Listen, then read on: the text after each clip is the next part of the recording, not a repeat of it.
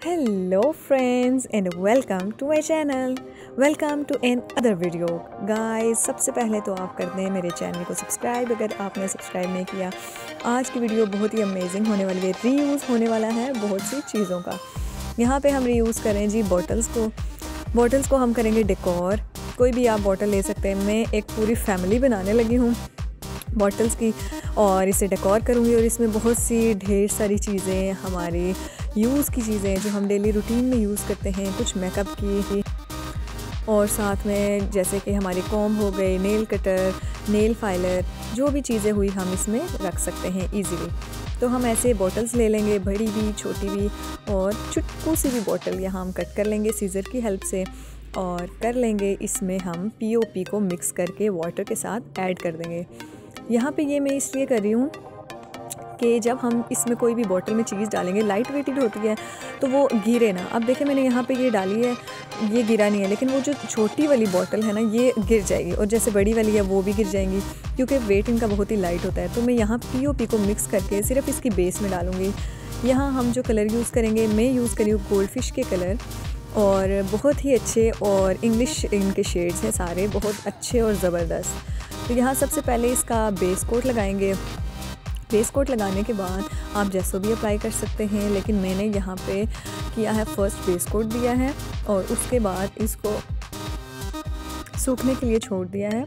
जब ये proper dry हो जाएगा तो फिर हम इसको दोबारा से एक और दफ़ा बेस कोट एक और कलर करेंगे बेस पे ही वाइट। उसके बाद मैं यहाँ पे ले रही हूँ पिंक कलर, मैंने इस पे किया है। मैं इसको क्योंकि मैंने वैनिटी के लिए यूज़ करने ये सारी बॉटल्स जो हैं, तो मैं इसको ना गर्ली लुक दे रही हूँ, एक लड़की बना रही हूँ मैं इसको, थोड़ी सी डिटेलिंग करी हूँ कलर्स के साथ। आपका जैसे दिल चाहे आप कर सकते हैं। ये मैं उसके पिंकिश बाल बना रही हूँ, साथ में उसकी आइज़ और हल्की सी बस नॉर्मल से, इतना कोई अफलातून टाइप चीज़ नहीं है, बस सिंपल है जो हम बस आपका जो दिल करे आप वैसा इसको शेप दें।